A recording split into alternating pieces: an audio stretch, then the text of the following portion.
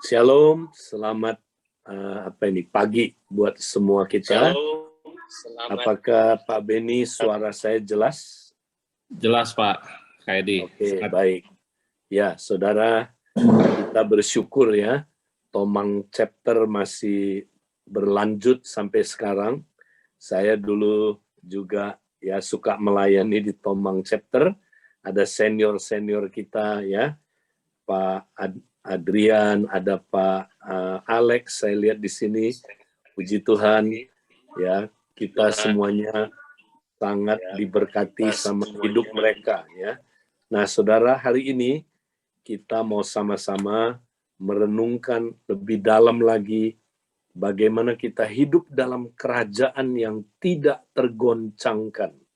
Nah, saudara, kita lihat di dalam Ibrani, kalau kita boleh sama-sama, saudaraku, renungkan firman Tuhan, ya, bagaimana kita hidup dalam kerajaan yang tidak tergoncangkan. Ya, boleh disiapkan materinya. Nah, kita mau saudara sama-sama lihat ayatnya. Kita boleh baca dalam Ibrani 12 ayat 26 sampai dengan 29. Kita baca beberapa ayat ini. Waktu itu suaranya menggoncangkan bumi, tetapi sekarang ia memberikan janji. Satu kali lagi aku akan menggoncangkan bukan hanya bumi saja, melainkan langit juga. Ungkapan satu kali lagi menunjuk kepada perubahan pada apa yang dapat digoncangkan, karena ia dijadikan supaya tinggal tetap apa yang tidak tergoncangkan. Berikutnya kita lihat ayat 28. Jadi karena kita menerima kerajaan yang tidak tergoncangkan, marilah kita mengucap syukur dan beribadah kepada Allah menurut cara yang berkenan kepadanya, dengan hormat dan takut, sebab Allah kita adalah api yang menghanguskan. Nah, saudara, ayat ini berkata, saudara, ya, satu hari kelak Tuhan bukan hanya akan menggoncangkan bumi saja, tapi dia juga akan menggoncangkan langit. Nah, apa artinya, saudara? Menjelang kedatangan Tuhan yang kedua kali, ya, Tuhan akan mengizinkan goncangan-goncangan terjadi di bumi ini. Puncaknya nanti akan ada goncangan di langit. Nah, apa itu goncangan di langit, saudara? Ketika 7 sangkakala Allah dicurahkan, atau 7 murka Allah, saudara. Itu goncangan yang paling mengerikan, saudara. Itu goncangan yang akan, saudara, ya, menghukum manusia. Karena, saudaraku, manusia tidak mau bertobat, maka hukuman itu, saudara, akan menimpa seisi dunia ini. Tapi kalau orang percaya sejati yang sungguh-sungguh, yang hidup sungguh-sungguh, saudara, ya, mengasihi Allah, turuti perintahnya, mereka tidak akan kena goncangan ini. Ya, nah ini goncangan terbesar yang akan datang di dunia ini. Tapi sebelum goncangan terbesar itu, ada goncangan-goncangan di bumi ini. Nah, goncangan apa? Kalau kita baca tanda-tanda, ya, zaman akhir, saudara, itu ada goncangan apa? Nah, sekarang kita lihat goncangan itu terjadi di, ya, saudara, seluruh bumi ini.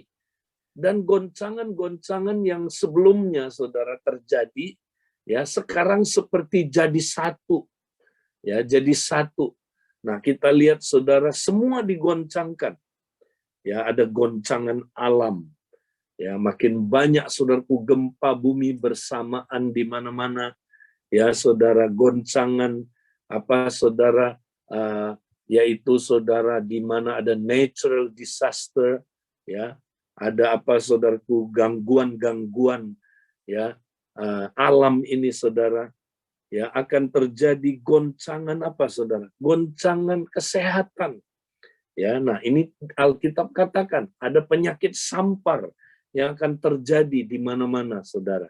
Belum pernah ada penyakit sampar yang terjadi bersifat pandemi seluruh bumi ini.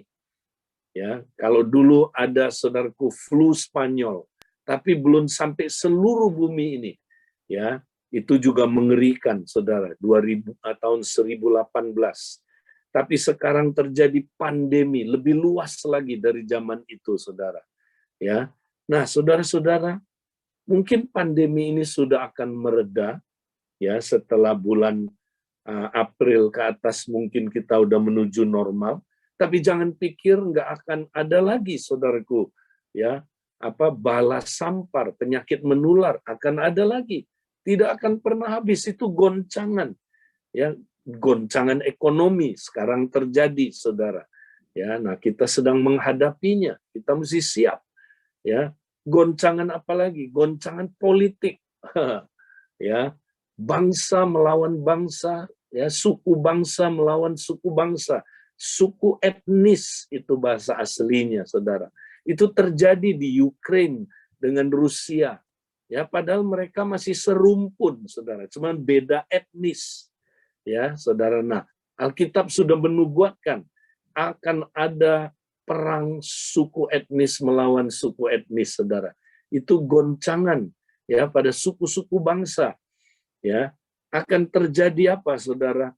Ya, kita lihat, saudara, goncangan bangsa-bangsa.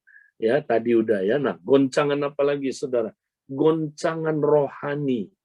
Ya, makin banyak penyesatan yang datang, saudara. Makanya kita harus hati-hati, harus kuat dalam firman Tuhan. Kalau enggak kita kena goncangan rohani ini, kita akan murtad dari Tuhan. Ya, makanya hati-hati, saudaraku. Banyak ajaran-ajaran sesat, ya, yang kita mesti jaga-jaga, jangan sampai kita disesatkan.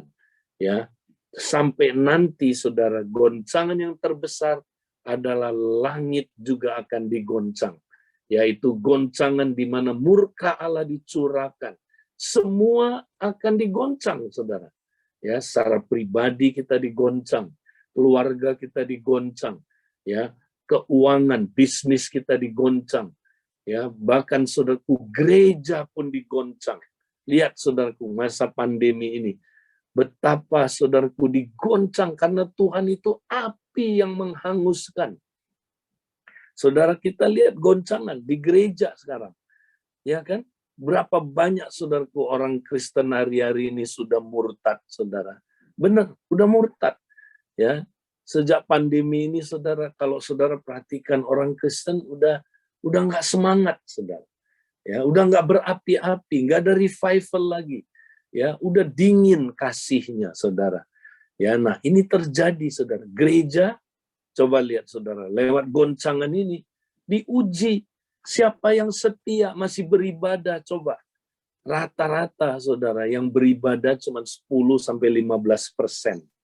Ya, nah yang lainnya ngapain, saudara? Nonton YouTube, dari satu YouTube ke YouTube yang lain.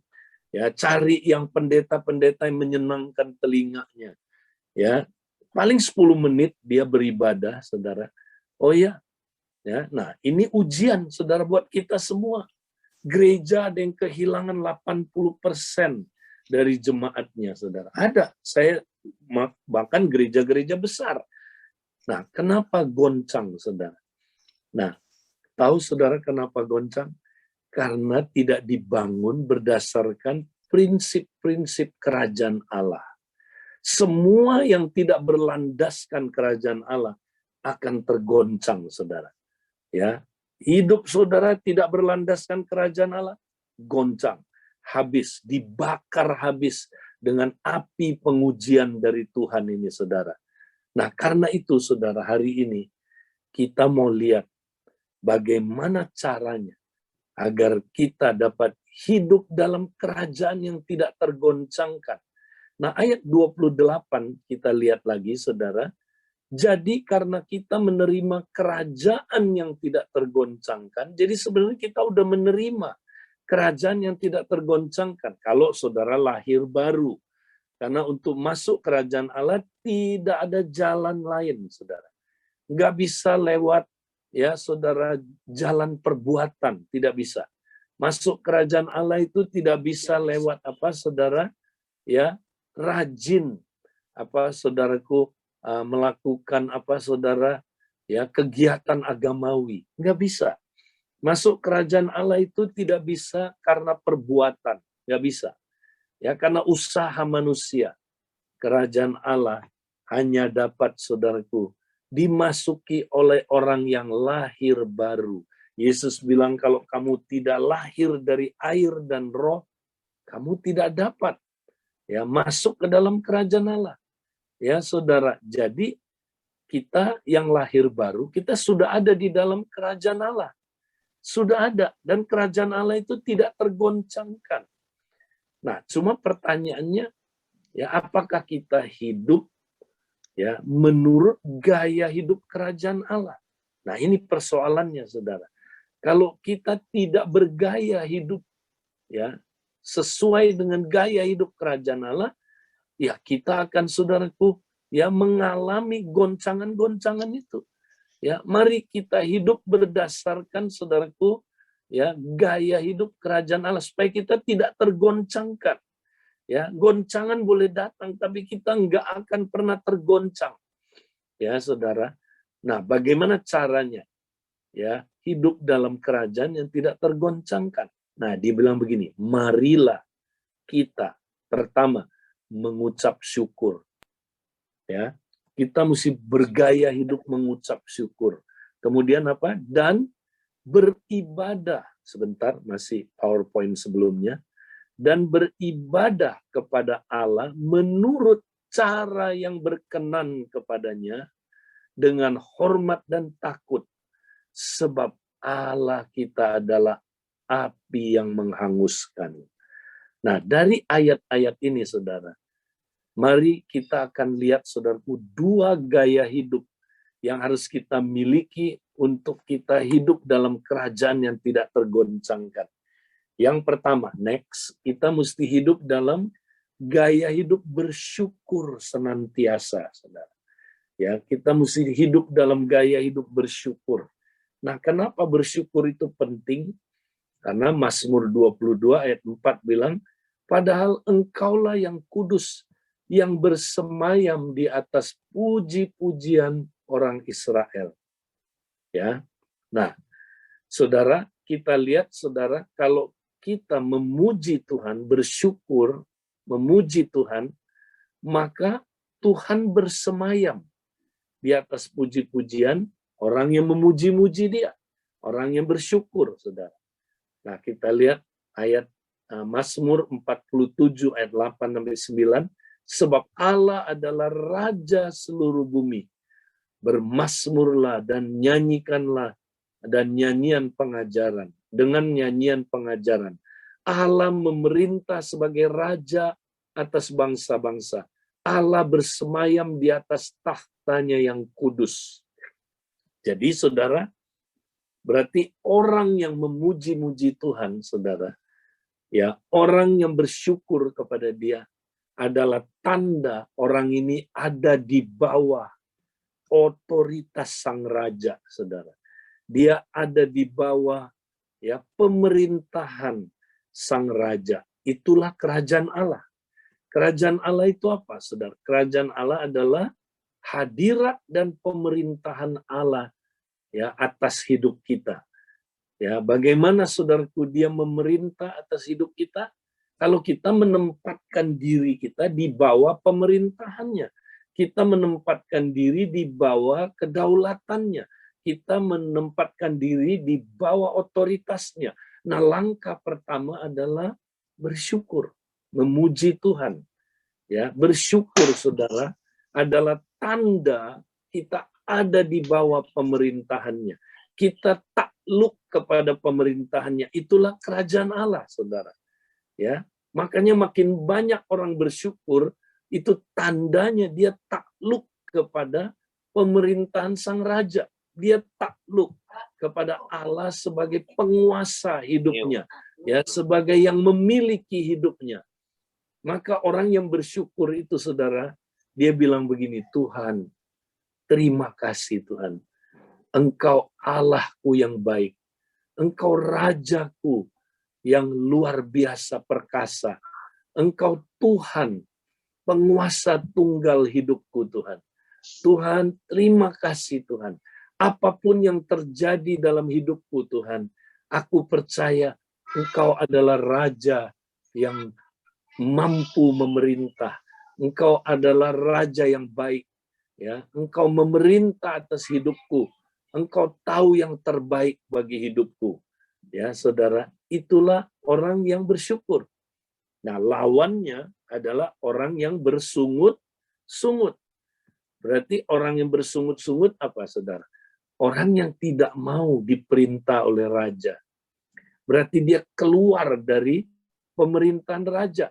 Berarti dia bilang begini, Tuhan, kalau Engkau baik Tuhan, ya, kenapa hidupku seperti ini Tuhan? Tuhan, kalau Engkau mampu memerintah hidupku, kenapa hidupku tidak seperti yang aku inginkan Tuhan?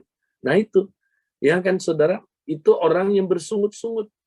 Berarti orang yang bersungut-sungut itu, saudara, dia nggak percaya Allah itu mampu mengatur hidupnya.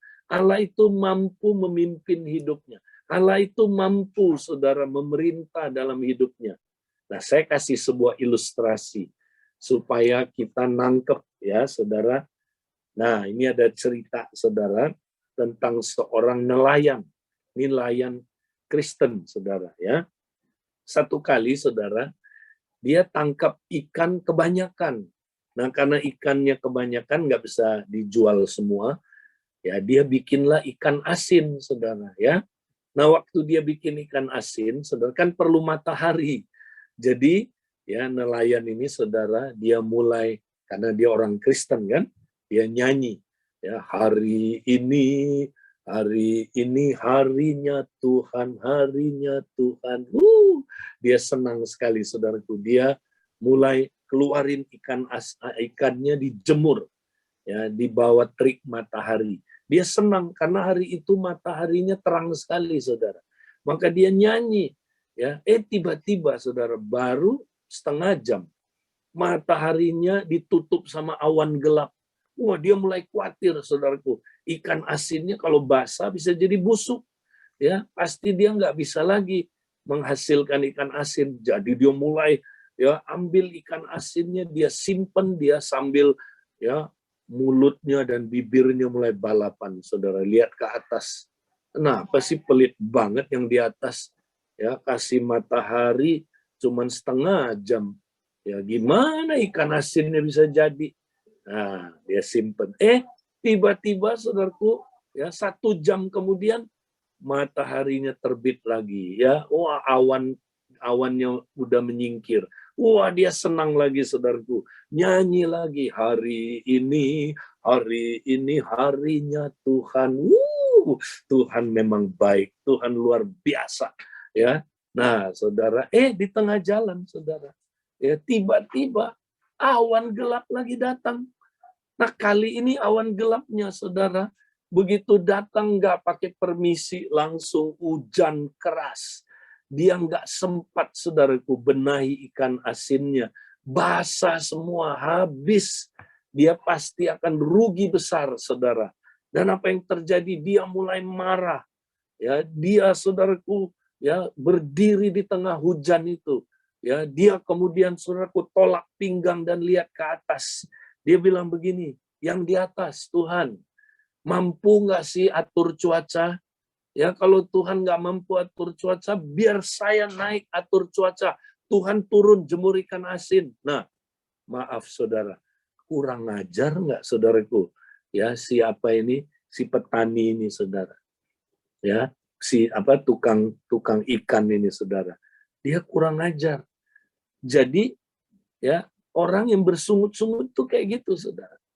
Dia sebenarnya ngomong gini, Tuhan, kalau Engkau Raja yang baik, Engkau Raja yang berkuasa atur dunia ini, kenapa susah? Kenapa ada COVID-19? Kenapa Tuhan? Ya Tuhan, kalau Engkau baik, Engkau Raja yang baik. Ya, Engkau berkuasa, kenapa aku gajinya dipotong 75% itu misalnya? Ya, ini cuma contoh aja. Ya, kenapa Tuhan? Ya, hidup kayak begini. Kenapa kayak begitu? Engkau mampu nggak sih atur dunia ini? Kalau nggak mampu, biar aku yang naik atur. Tuhan turun jadi saya. Tuhan nggak tahu susahnya jadi manusia. Nah itu saudara, orang yang bersungut-sungut. Hari-hari ini saudara, banyak orang bersungut-sungut. Itu tanda bahwa dia tidak hidup dalam gaya hidup kerajaan Allah, saudara. Berarti dia kudeta. Tahu kudeta, saudara? Mau menurunkan raja. Di mana-mana, saudara, dengar, saudara. Di mana-mana, ya saudara, dosa yang paling berat itu apa? Menurunkan raja, kan? Itu namanya kudeta. Makar kalau di Indonesia. Ya, saudara. Itu hukumannya minimal seumur hidup. Ya, di banyak negara, kalau di Thailand, orang berani menghina raja, saudara. Itu ya menurunkan raja, hukumannya mati, saudara. Ya, nah makanya kalau orang ngerti kerajaan Allah, saudara ngerti ini, ya. Ingat saudara, Yesus itu Tuhan dan Raja kita. Dia bukan sekedar juru selamat penolong kita. Dia itu Tuhan, penguasa tunggal hidup kita. Kita takut nggak sih sama dia, saudara? Atau kita anggap dia cuman ya penolong kayak satpam aja. Saudara, kalau kita takut akan dia, kita akan banyak bersyukur. Kita akan bilang, Tuhan, terima kasih Tuhan. Apapun yang terjadi di masa pandemi ini Tuhan, aku percaya Tuhan, Engkau berdaulat. Tuhan, Engkau turut bekerja dalam segala hal, mendatangkan kebaikan bagi kami. Orang-orang yang mengasihi Engkau Tuhan, yang terpanggil dalam rencana-Mu. Terima kasih Tuhan.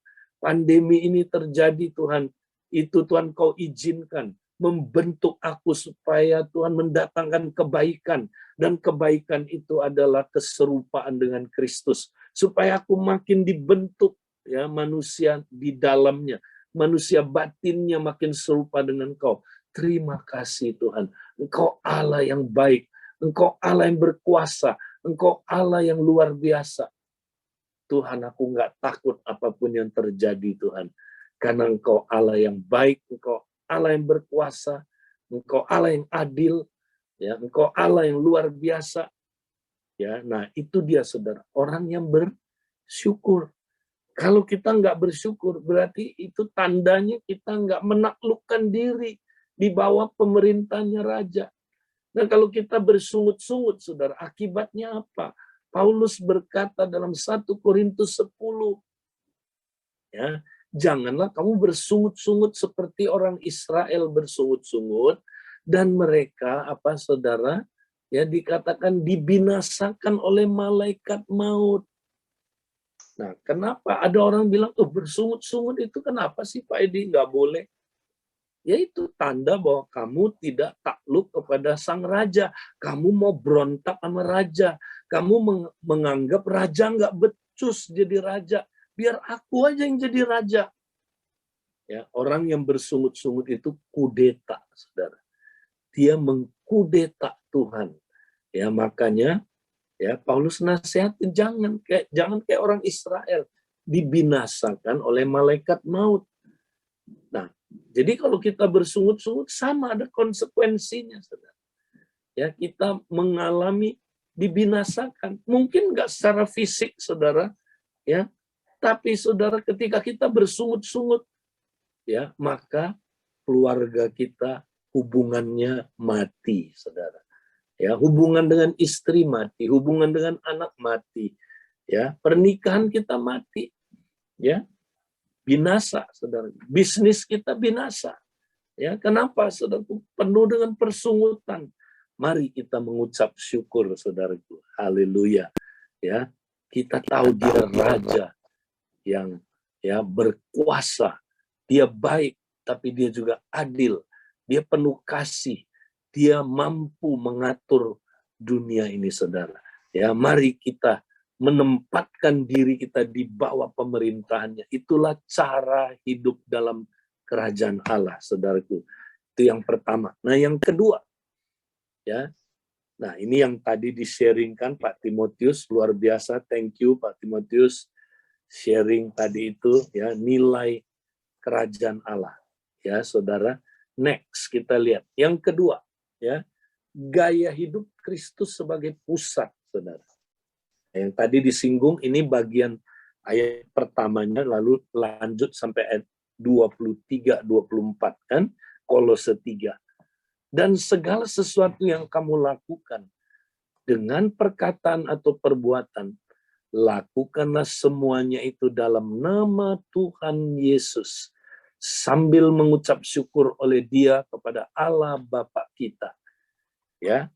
Lalu Saudara, ayat ini berlanjut, ya kan? Ayat berapa setelah ayat 17? Ya ayat 18, saya nggak masukkan ke sini. Nah, ayat 18 itu apa? Hai ya suami-suami, hai istri-istri, hai bapak-bapak, hai anak-anak, hai apa Saudara tuan-tuan, hai hamba-hamba, ya, terus sampai ayat 23. Apapun yang kamu lakukan, ya, lakukanlah bukan sungguh-sungguh, bukan seperti untuk manusia, tetapi untuk Tuhan. Nah, karena Tuhanlah, ya singkatnya, Tuhanlah yang memberi upah. Ya, Tuhanlah yang memberi upah. Nah, jadi Saudara, ya, inilah yang disebut ibadah.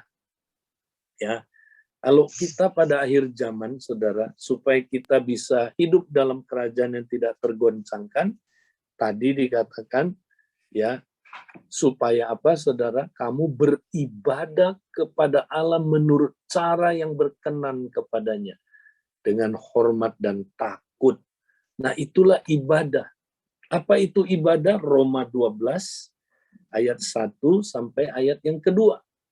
Ya, kita mesti mempersembahkan hidup kita, tubuh kita, ya, sebagai korban yang hidup, yang kudus, yang berkenan kepada Allah. Ya, Saudara, itulah ibadahmu yang sejati. Ya, nah kita lanjut ke ayat tadi, Saudara. Jadi ibadah itu apa? Ya, kita melakukan segala sesuatu dengan tubuh kita ini, Saudara, ya, bukan untuk manusia, tapi ya untuk Tuhan. Ya, kita lakukan untuk Tuhan. Ya. Nah, kita lakukan apapun, Saudaraku, seperti untuk Tuhan, bukan untuk manusia. Itulah ibadah, Saudara. Jadi segala sesuatu yang kita lakukan, nah, segala sesuatu, Saudara, berarti dimulai dari apa aja. Ya. Nah, termasuk kita ibadah hari Minggu. Kita termasuk kita, Saudaraku, ya, ibadah di cell group, ya. Termasuk kita ibadah, ya, secara pribadi, Saudara. Baca Alkitab, renungin firman, semua itu harus kita lakukan, ya, Saudara, seperti untuk Tuhan. Nah, bagaimana praktisnya ayat ini ajarin kita? Ya, dan segala sesuatu yang kamu lakukan dengan perkataan atau perbuatan, lakukanlah semuanya itu dalam nama Tuhan Yesus. Sambil, nah, kembali ada mengucap syukur oleh Dia kepada Allah Bapa kita. Jadi, Saudara, ibadah itu apa? Ibadah itu, Saudara, lakukan apa saja. Ya, jadi apa saja, termasuk bekerja. Nah, yang tadi itu, ya, Pak Timotius memberkati kita, ya. Termasuk apa, Saudaraku? Menjalankan bisnis. Termasuk, Saudaraku, kita apa, Saudara, mendidik anak. Nah, termasuk tadi, Saudara, menjadi suami yang berfungsi, menjadi istri yang berfungsi, ya, termasuk bagaimana peranan anak-anak, peranan orang tua, bapak, ya, juga tadi bos dan karyawan, ya, semua itu, Saudara, mesti kita lakukan, Saudaraku, ya, dalam nama Tuhan Yesus. Nah, ini penting, Saudara. Dalam nama Tuhan Yesus. Apa artinya melakukan apapun dalam nama Tuhan Yesus? Ya, bukan artinya sekedar menyebut, saya makan dalam nama Yesus, saya kerja dalam nama Yesus. Ya betul, mengucapkannya nggak salah. Tapi kita mesti ngerti apa artinya melakukan segala sesuatu dalam nama Tuhan Yesus. Nah, mari kita lihat, saudaraku, ya, artinya apa dalam nama Tuhan Yesus? Ada dua artinya, saudara. Pertama, artinya kita mewakili Yesus. Saya kasih ilustrasi supaya kita mengerti, saudara. Ya, saudara, misalnya, ya, saudara, kita ya pernah dengar, saudara, misalnya ada sebuah proyek. Misalnya ada sebuah proyek, saudara. Nah, proyek itu udah selesai, ya, dan proyek itu, saudara, mau diresmikan oleh Presiden Jokowi, misalnya, ya. Nah, maka, saudaraku, mereka sudah undang Presiden Jokowi datang meresmikan proyek besar itu. Tiba-tiba Presiden Jokowi tidak bisa hadir, ya, saudara. Nah, biasanya akan diwakilkan, betul? Diwakilkan kepada menteri yang terkait. Ya, maka menteri itu datang, saudara. Nah, menteri itu mewakili Jokowi, saudara. Dia datang dalam nama Presiden Jokowi, saudara. Ya. Nah, maka menteri ini, saudara, maka waktu dia meresmikan pabrik ini, dia mewakili Presiden Jokowi meresmikan pabrik ini, ya, atau proyek ini. Nah, apa yang dia lakukan? Maka dia harus, ya, meresmikannya seperti yang Jokowi mau. Ya, dia memberikan kata-kata sambutan juga, dia harus bacakan apa yang Jokowi, ya, sampaikan. Nggak boleh yang semau-maunya dia, saudara. Harus seperti yang Presiden Jokowi mau. Nah, demikianlah, saudara, ya, kita kalau kita melakukan bisnis dalam nama Tuhan Yesus, itu artinya, saudara, kita mewakili Tuhan Yesus. Kita merefleksikan Tuhan Yesus. Ya, kita mengekspresikan, ya, sifat dan karakternya Tuhan Yesus. Makanya kalau kita berbisnis tipu sana, ya, apa makan sini makan situ, ya, kita nggak jujur, saudara, ya, itu tidak mewakili Tuhan Yesus. Berarti kita tidak merefleksikan Tuhan Yesus, ya. Berarti kita melakukannya tidak dalam nama Tuhan Yesus. Kalau kita melakukannya dalam nama Tuhan Yesus, kita harus merefleksikan, ya, karakter dan kehendaknya Tuhan Yesus. Itu artinya, saudara. Berarti nilai-nilainya, saudara, ya, moralnya harus sesuai dengan yang Tuhan Yesus inginkan, sesuai dengan karakter dan kehendaknya Tuhan. Ya, nah, ini dia arti pertama dalam nama Tuhan Yesus. Ya, yang kedua, saudara, ya, artinya dalam nama Tuhan Yesus adalah, ya, kita melakukannya di bawah otoritas, kuasa, dan motif dari Tuhan Yesus, saudara. Ya, itu artinya. Ya, jadi kita, saudara, ada di bawah otoritas, kuasa, dan motif dari Tuhan Yesus. Ya, kita melakukannya di bawah otoritas, sama kayak menteri tadi. Kalau menteri tadi memberi sambutan dan meresmikan proyek itu, saudara, ingat, dia datang di bawah otoritasnya Presiden Jokowi, saudara. Nggak ada yang berani melawan. Kalau ada orang yang berani melawan, dia melawan otoritasnya Presiden Jokowi, saudara. Ya, terus dia juga, saudara, ya, mewakili Presiden Jokowi. Dia ada di bawah kuasanya Presiden Jokowi, saudara. Ya, kalau ada yang macam-macam, saudara, ya, maka dia akan di backup oleh kuasanya Presiden Jokowi. Ya, maka, saudara, nggak ada yang berani menghadapi dia, saudara, karena itu dia berada di bawah kuasanya Presiden Jokowi. Ya, dan bukan hanya itu, saudara, dia ada di bawah, ya, saudara, hadiratnya Presiden Jokowi, saudara. Hadirat. Ya, nah, walaupun presiden nggak hadir, dia nggak maha hadir, tapi dia, saudara, mewakili kehadirannya Presiden Jokowi. Ya, nah, demikian juga kita, saudara. Kalau kita sebut dalam nama Tuhan Yesus, saya lakukan ini. Ya, saya ada di bawah otoritasnya Tuhan Yesus, di bawah kuasanya Tuhan Yesus. Ya, saya lakukan di hadiratnya Tuhan Yesus. Ya, kalau Presiden Jokowi tidak maha hadir, Tuhan kita maha hadir. Dan Tuhan kita hadir waktu kita bekerja. Jadi kita bekerja, saudaraku, di bawah hadiratnya Tuhan Yesus. Dahsyat sekali. Ya, maka ada kekuatan ya yang menyertai kita. Ada, saudaraku, kasih karunia yang menyertai kita. Ya, kita bekerja, saudaraku, takut akan Tuhan ada dalam hidup kita. Ya, saudara. Dan bukan hanya itu aja, saudara. Kita melakukannya dengan motif dari Tuhan Yesus. Nah, motif Tuhan Yesus, saudara, ya, dia melakukannya, saudara, ya, adalah untuk apa, saudara? Untuk karena dia mengasihi Bapa. Tuhan Yesus lakukan apapun, saudara, motifnya itu karena dia mengasihi Bapa. Ya, dia melakukannya karena ya dia mau tunduk kepada Bapa. Ya, nah demikian juga kita, saudara. Kita lakukan apapun motifnya harus benar. Ya, jangan motifnya, saudara, cari pujian manusia. Nah ini dia. Ya, cari pujian manusia. Ya, atau saudara motifnya supaya kita ya diberkati, supaya kita ya saudara dapat sesuatu.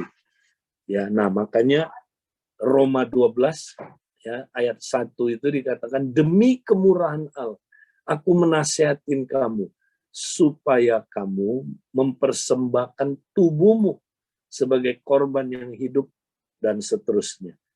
Jadi motifnya harus karena itu. Nah, karena apa? Karena Tuhan itu udah mengasihi kita. Nanti saudara baca ayat-ayat sebelumnya. Karena Tuhan udah mengasihi kita. Karena dia begitu murah hati. Karena dia adalah ya apa Tuhan kita, penguasa tunggal. Ya, karena ayat sebelumnya bilang segala sesuatu adalah ya dari dia, ya oleh dia dan kepada dia. Ya, Tuhan itu penguasa hidup kita, raja, ya pusat dari segala-galanya. Segala sesuatu itu dari dia. Ya, saudara, kemudian ya oleh dia dan kepada dia. Ya. Nah, inilah motif kita, saudara. Karena dia adalah Tuhan, raja kita, pusat hidup kita, sumbernya, maka saudara, kita lakukan apapun untuk itu. Bukan untuk dipuji atau bukan supaya kita dapat sesuatu. Nah, banyak orang beribadah, saudara, hari-hari ini supaya. Nah, coba lihat, saudara, ibadah supaya itu gimana? Kenapa kamu beribadah, Pak Edi? Ya, supaya diberkati. Ya, nah, ibadah supaya ujungnya saya yang untung, ya kan? Kenapa kamu beribadah, Pak Edi? Ya, supaya saya kaya, supaya saya sukses, supaya saya bisa sembuh, supaya saya dapat mujizat, supaya saya untung. Paulus bilang, saudara, banyak orang nanti di akhir zaman mengira ibadah itu adalah suatu sumber keuntungan. Nah ini dia, ibadah supaya. Makanya banyak orang, saudaraku, hari-hari ini malas ibadah. Kenapa? Karena dia ibadah supaya. Supaya apa? Yaitu supaya diberkati, supaya kaya, supaya sukses, supaya makmur, supaya hidupnya nyaman, supaya hidupnya aman, supaya dilindungi dari COVID, supaya saudara. Nah, itu ibadah yang salah motif. Ya, saudara. Motifnya salah. Ibadah yang kayak begitu mengerikan, saudara. Ya, ibadah supaya itu ya nanti membuat orang kecewa, saudara. Nah ini sekarang coba ibadah nggak bisa onsite, udah nggak seperti dulu, ya nggak bisa senyaman seperti dulu. Nah maka orang nggak ibadah lagi kan? Lihat orang hari Minggu nggak ibadah, saudara. Bersyukur tadi Pak Timotius ya. Nah Pak Timotius tetap setia, itu luar biasa, ya. Itu dari Tuhan Pak. Ya, jadi kita harus punya motif dari Tuhan, bukan ibadah supaya. Ibadah kita harus ibadah karena. Nah, ini dia. Kenapa kamu ibadah? Karena Tuhan baik. Kenapa kamu ibadah? Karena Dia mengasihi aku. Kenapa kamu ibadah? Ya, karena aku mau membalas kasih-Nya. Ya, kenapa kamu beribadah? Ya, karena Dia Tuhan, penguasa tunggal hidupku. Segala sesuatu adalah dari Dia, ya, oleh Dia dan kepada Dia. Jadi aku mau beribadah untuk menyenangkan Dia, ya, tidak ada yang lain. Bukan seperti untuk manusia, tapi seperti untuk Tuhan. Maka orang yang beribadah karena ini, saudara, dia nggak akan ya kecewa kalau apa yang dia harapkan, saudaraku, dalam ibadah itu, ya saudara, nggak tercapai. Misalnya tiba-tiba ibadahnya kurang enak, kurang cocok, khotbahnya kurang seperti yang saudaraku dia sukai ya untuk dengar. Nah, dia nggak kecewa, saudara, karena dia beribadah itu bukan untuk manusia, bukan untuk nyenengin diri sendiri, untuk nyenengin Tuhan. Beda, saudara. Nah, itu kingdom lifestyle. Ya, beda sama yang tadi itu mendem, ya, mendem, ya, kerajaan manusia tadi itu ya. Nah, akhirnya mendem beneran, saudara ya. Nah, mari kita, saudara, ya, belajar jadikan Kristus sebagai pusat. Nah, next, saudaraku. Jadi ibadah itu apa, saudara? Ya, kita melakukan apapun yang tadi dikutip ayatnya, ya, seperti untuk Tuhan, bukan seperti untuk manusia. Nah, mari kita lihat, saudara. Petrus berkata demikian, saudara, dalam 1 Petrus 3 ayat 15. Kuduskanlah Kristus di dalam hatimu sebagai Tuhan. Ya, dulu Petrus belum ngerti hidup dalam kerajaan Allah, saudara. Ya, dia makanya menyangkal Yesus. Walaupun dia sungguh-sungguh, tapi dia, saudara, ya nggak bisa mempertahankan ya saudara pengiringannya kepada Yesus. Dia akhirnya nyangkal Yesus, coba saudara. Ya, sampai 3 kali kan. Tapi waktu dia udah ngerti ini, saudara, dia baru tahu, saudara, waktu ya hari Pentakosta dia khotbah ini, saudara. Dia bilang seluruh Israel harus tahu dengan pasti bahwa Yesus itu adalah Tuhan dan Kristus. Dia baru tahu Yesus bukan sekedar juru selamat, penolong. Yesus adalah Tuhan, penguasa tunggal dalam hidupnya. Nah, akhirnya Petrus ya, dia begitu radikal ikut Tuhan, saudara. Dia nggak takut dianiaya lagi. Dia bahkan tahan menderita. Seluruh kitab Petrus dia tulis, saudaraku, tentang penderitaan, tentang aniaya. Bahkan dia, saudaraku, menjadi hero yang luar biasa. Ya, hero of faith. Di mana, saudara, ya, dia menurut tradisi dia mati syahidnya dengan disalib terbalik, saudaraku. Kok berani sekali Petrus ini? Ya, kok dia begitu, ya, saudaraku, radikal. Kenapa? Karena ini, dia baru ngerti Yesus itu bukan sekedar juru selamat, bukan sekedar penolong kita, bukan. Dia Tuhan, penguasa tunggal hidup kita. Nah, kalau kita jadikan dia penguasa dalam hidup kita pasti akan, saudaraku, tidak tergoncangkan. Dan hidup kita akan mengalami perubahan-perubahan, makin serupa dengan Kristus. Saudara, mari kita jadikan dia sebagai penguasa tunggal dalam hati kita. Nah, hati berkaitan dengan apa, saudara? Manusia batinianya kita.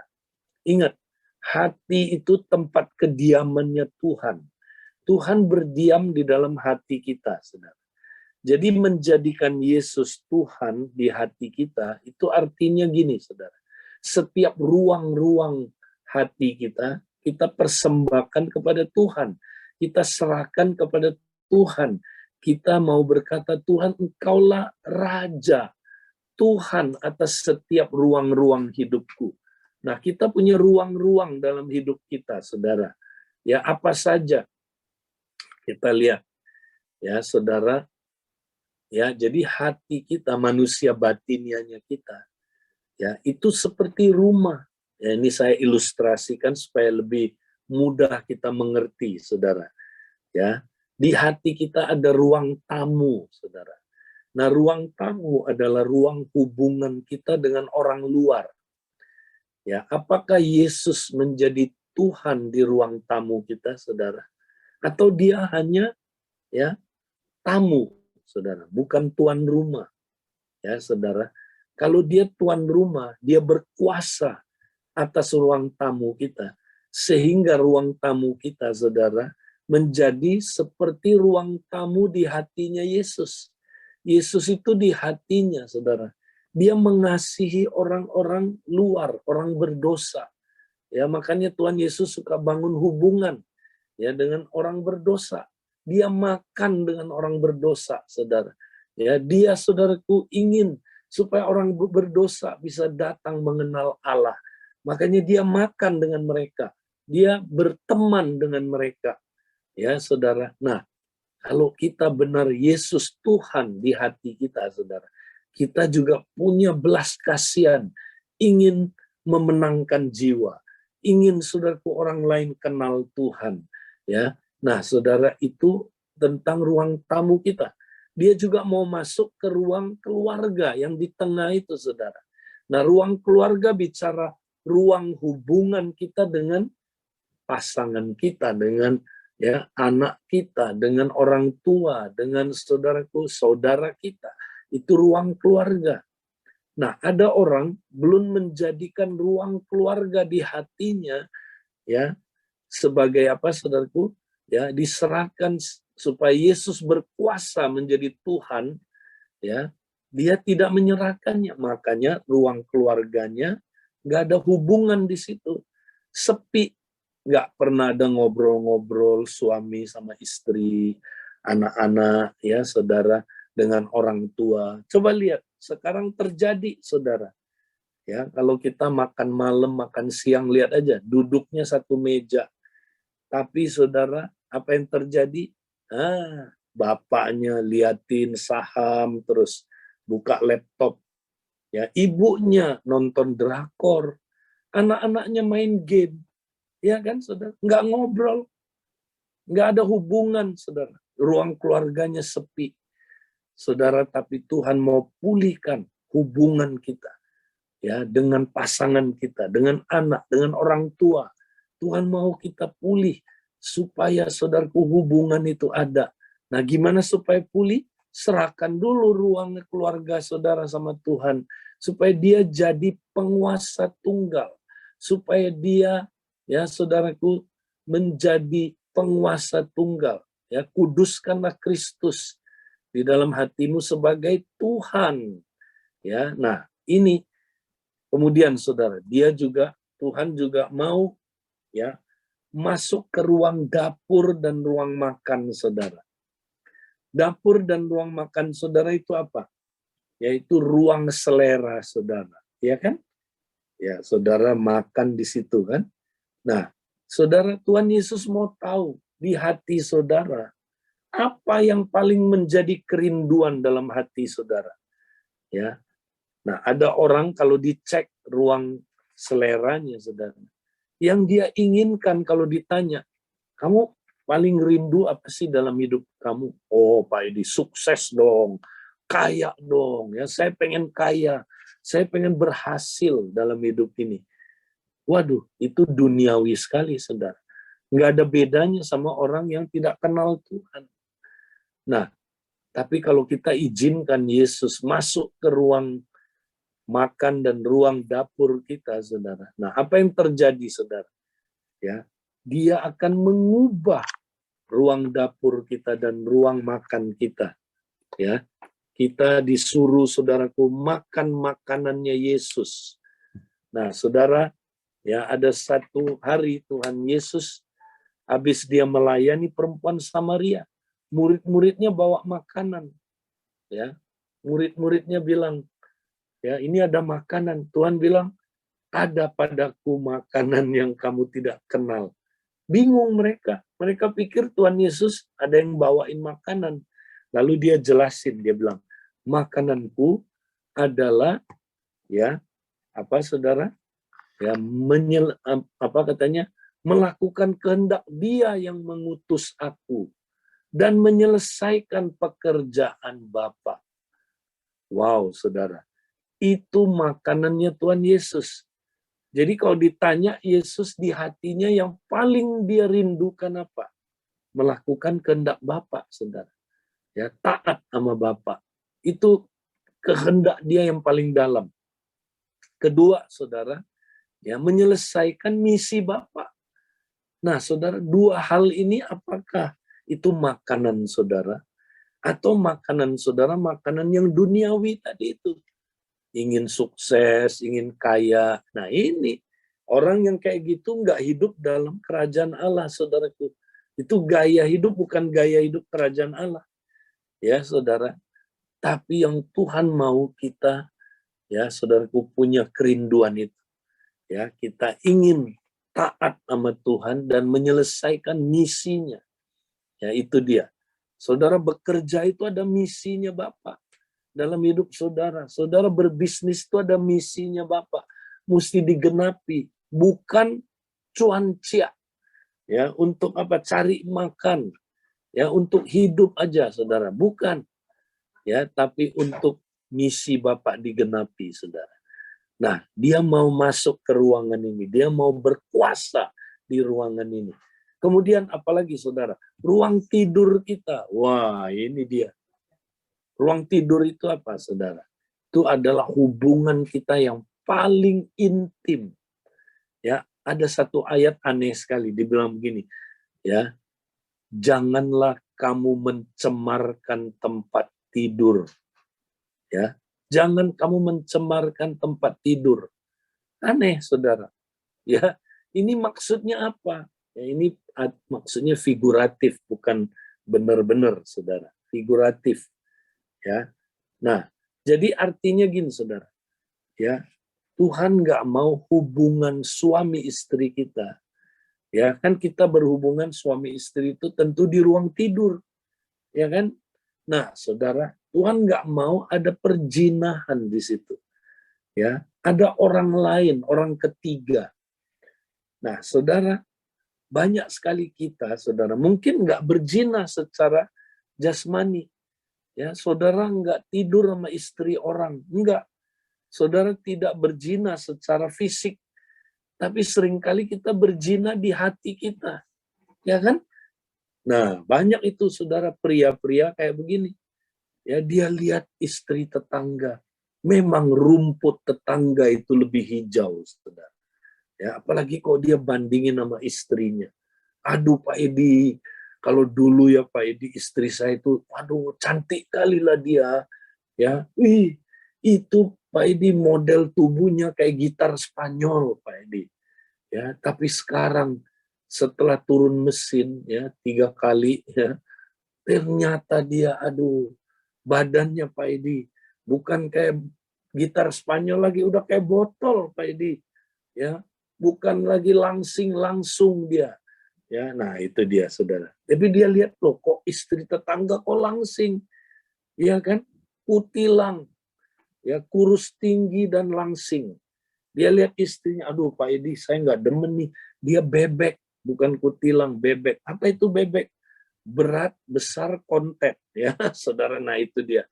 Aduh Pak Edi, kalau istri tetangga itu ya, waduh, 58 cm pinggangnya. Dia lihat istrinya, alamak, ya 85 Pak Edi.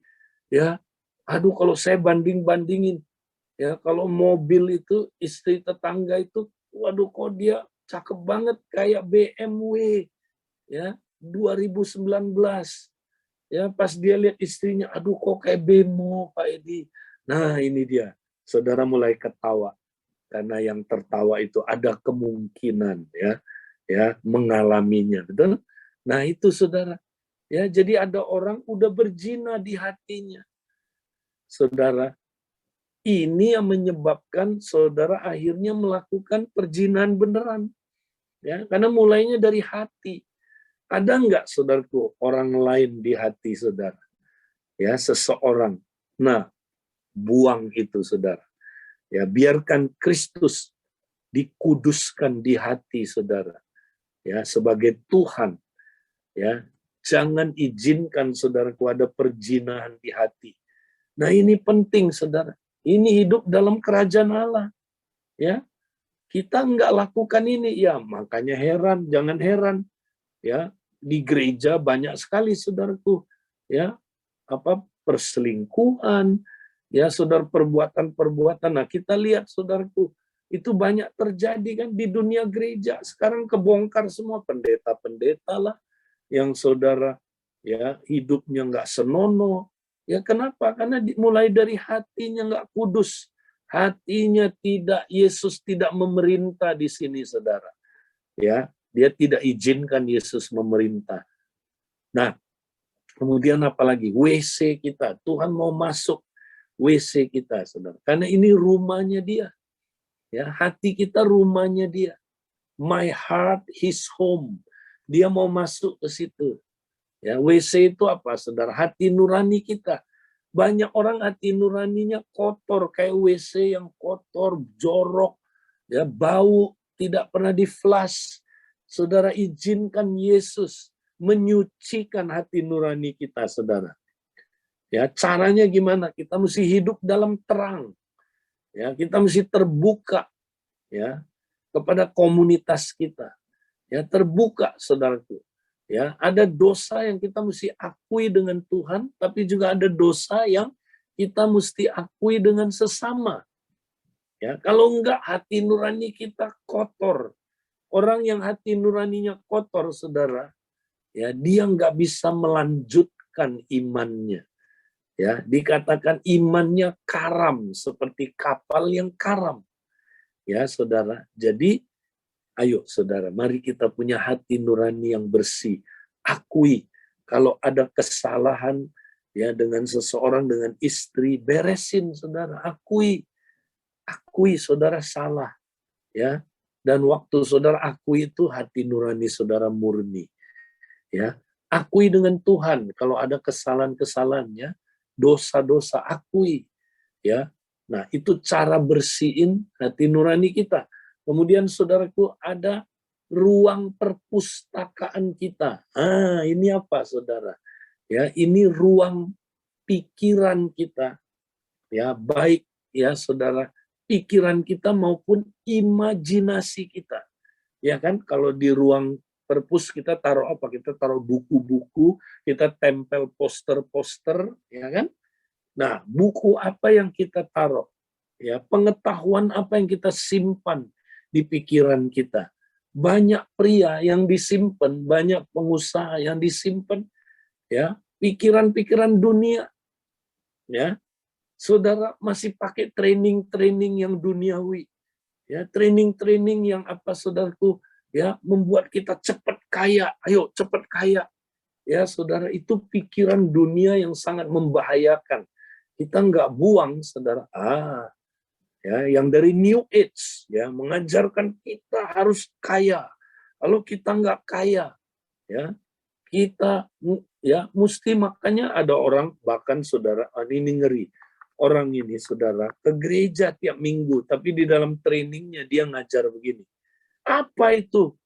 Ya, yang dikatakan nggak boleh cinta uang. Kalau nggak cinta uang, kita gimana kaya? Ngeri nggak, saudara? Hari Minggu dia ke gereja, trainingnya di kantor, itu.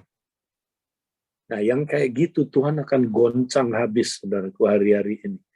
Tuhan akan goncang habis. Ya, saudara, makanya hati-hati dengan model-model training kita, saudara. Ya, apa yang kita trainingkan? Kita ngajarin orang cinta uang. Kita ngajarin orang, saudara, bukan setia. Ya, saudara, yang tadi itu integritas, ya. Saya setuju dengan Pak Timotius tadi. Ya, saudara, apa yang terisi di pikiran kita? Mesti izinkan Tuhan Yesus bersihin itu, saudara. Ya, apa yang kita imajinasikan? Ya, poster-poster kita apa? Ya, apakah itu kita imajinasikan firman, saudara? Ya, kebenaran, atau yang kita imajinasikan, gambar-gambar cewek yang miskin. Tahu cewek yang miskin, saudara, yang sampai nggak pakai baju. Nah, itu cewek miskin. Kita bayangkan, ya Tuhan, pakai nama Tuhan lagi. Ya ampun, ya habis. Dia ganti lagi, saudara. Dia bayangkan, ya saudara, gambar-gambar itu. Dia imajinasikan. Maka akhirnya dia jatuh dalam dosa perzinahan. Ya saudara. Makanya Ed Cole bilang, saudara, masturbasi adalah bentuk penyembahan berhala. Nah, apa yang kita sembah? Yang kita sembah gambar-gambar yang jorok, yang kotor, yang najis itu, saudara. Kita bayangkan terus. Makanya, saudara, kalau kita nggak pulih, kita nggak izinkan Tuhan berkuasa, ya sebagai Tuhan di ruang ini, kita nggak bisa menang, saudara. Ya, saya dengar begitu banyak kesaksian pria-pria baru menang kalau imajinasinya ya betul-betul diserahkan supaya Kristus memerintah di situ, baru menang, saudara. Nah, yang terakhir saya mau bahas gudang kita. Ini yang kanan paling bawah, saudara. Gudang kita itu apa, saudara? Tempat penyimpanan barang-barang, ya, saudara. Biasanya barang-barang dari masa lalu, betul? Ya, gudang ini saudara pun nggak suka kunjungin, ya kan? Gelap, terus apa? Bau, berdebu, ya kan, saudara? Tempat menyimpan barang-barang rongsokan, barang-barang masa lalu. Ini apa, saudara? Pikiran bawah sadar kita. Ya, memori bawah sadar kita terdiri dari apa, saudara? Memori-memori masa lalu. Ya, ini apa, saudara? Luka-luka. Banyak pria belum sembuh luka. Ya, apalagi, saudara? Ya, trauma-trauma, nggak sembuh-sembuh.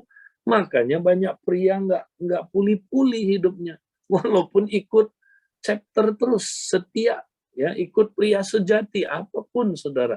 Ya, kalau kita nggak disembuhkan dari dalam, kita nggak biarkan Kristus memerintah ruangan ini, membongkar balik ya pikiran-pikiran bawah sadar kita yang belum pulih, biar dibongkar balik oleh Tuhan, baru kita bisa pulih. Saudara, inilah gaya hidup dalam kerajaan Allah. Nah, ini yang disebut ibadah juga, saudara. Ibadah itu ya, kita mau apa, saudaraku, menjadikan Kristus sebagai Tuhan. Ya, Kristus udah Tuhan, tapi kita menjadikan dia penguasa tunggal hidup kita, masuk menguasai semua ya aspek kehidupan kita.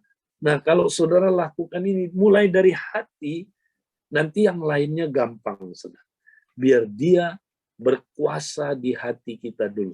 Inilah kingdom life, ya saudara. Nah, yang terakhir saya mau sampaikan, saudara, ya kita nggak bisa, saudaraku, hidup tak tergoncangkan kalau kita nggak ada di komunitas kerajaan Allah. Saya mau tutup dengan sebuah ilustrasi, sebuah gambaran yang saya percaya akan memberkati saudara. Coba lihat berikutnya. Ya, nah, saudara, ini ada pohon namanya redwood tree. Tahu ya, redwood tree, saudara, ini hidupnya di Amerika Utara. Ya, San Francisco ke atas, ya. Nah, saudara, ini pohon yang paling tinggi di dunia ini.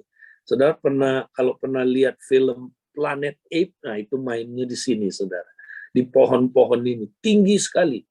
Ya, pohonnya ini setinggi 115 meter, lebih tinggi dari Big Ben Tower, ya, atau lebih tinggi dari apa, saudara? Liberty Statue yang ada di New York, saudara, ya, di Long Island, nggak salah. Nah, saudara, ini lebih tinggi. Ini hampir setinggi Monas, saudara. Ya, Monas itu 132 kalau nggak salah. Ya, ini hampir setinggi Monas. Bayangin, saudara. Nggak ada pohon setinggi ini, saudara. Nah, diameter batangnya, lihat nih gambar ini, saudara. Diameter batangnya itu 8 sampai 10 meter. Tapi yang paling hebat adalah, saudara, pohon ini hidupnya bisa sampai 2.500 tahun. Ya, kadang-kadang bisa sampai 3.000 tahun. Ya, nah, tapi yang lebih unik lagi, saudara, pohon ini, saudara, ya, walaupun tinggi, tapi ditiup angin, digoncang gempa, nggak pernah, saudaraku, tumbang. Ya, nggak bisa tumbang dia, saudara. Ditemukan ada pohon redwood tree yang sudah mati 200 tahun. Ya, kayak pohon ini gedenya, saudara. 200 tahun udah mati, ya, tapi dia masih berdiri. Nggak tumbang-tumbang, kena angin. Ingat, ya, California Utara itu banyak gempa, saudara. Digoncang dengan gempa apapun, udah mati pohonnya 200 tahun, nggak jatuh-jatuh. Nah, orang berpikir, apa yang membuat pohon ini kuat?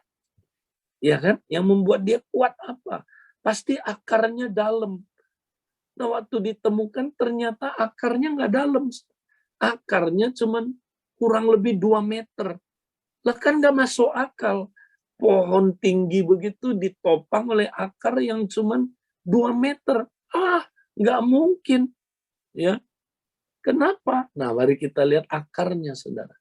Pohon ini ternyata akarnya, lihat, pendek sekali, saudara. Tapi, ya, akarnya itu tidak dalam, ya. Tapi, saudara, akarnya itu saling menganyam dengan pohon yang di sebelahnya. Ya, lihat, saudara. Jadi saling menganyam di bawah tanah maupun di atas tanah. Saling memegang. Saling, saudaraku, menganyam. Ya. Nah, ini pohon komunitas ternyata, saudara. Pohon komunitas. Makanya pohon ini aneh. Kalau ditanam sendirian, ya, cuman 2 tahun nanti dia udah tumbang, saudara. Tapi kalau ditanamnya rame-rame di komunitas, pohon ini nggak tumbang-tumbang. Walaupun udah mati 200 tahun, tetap nggak tumbang. Lah kenapa? Ya karena dia, ya, terikat satu dengan yang lain, saudara. Dengan pohon di depannya terikat, dengan pohon di sampingnya terikat, dengan pohon di sebelah kiri kanannya terikat. Ini pohon komunitas. Nah, saudara, orang yang hidup dalam kerajaan Allah, dia mesti hidup dalam komunitas. Namanya komunitas kerajaan. Kingdom community, saudara. Kalau kita hidup dalam komunitas kerajaan, saudara, ya itulah cell group, ya, saudaraku. Itulah, ya, komunitas gereja tadinya bentuknya cell group di rumah-rumah. Ya, gereja sekarang aja yang berubah. Ya, kita berubah di mana, saudaraku? Hanya ibadah hari Minggu. Lalu kita sebut, saya sudah bergereja. Nah, habislah yang kayak begitu. Sekarang makanya habis, tumbang semua. Lihat orang Kristen yang tidak ada di komunitas, tumbang semua hari-hari ini. Ngeri, saudara. Ya, gereja yang nggak punya cell group, saudara. Coba lihat. Ya, yang nggak kuat cell groupnya, saudara. Habis. Ada yang kehilangan 80% jemaatnya, saudara. Ya, dan itu setelah nanti kita normal, ya, kemungkinan kembalinya sedikit sekali, saudara. Ya, kalaupun saudaraku kembali, belum tentu mereka bertumbuh beneran. Ya, orang yang tidak ada di komunitas, saudara, akan tergoncang habis hari-hari ini, saudara. Makanya, saudara, ya, kita mesti hidup dalam komunitas kerajaan yang saling terikat satu dengan yang lain, yang saling mengasihi, yang saling membangun, yang saling menjaga, saling, saudaraku, ya, hidup dalam apa, saudaraku, covenant. Nah, ini yang membuat kita bertahan. Nanti goncangan akan makin kencang, saudara. Tidak akan makin ringan, makin kencang. Ya, sekarang udah mulai goncangan ekonomi. Nanti akan ada lagi, saudara.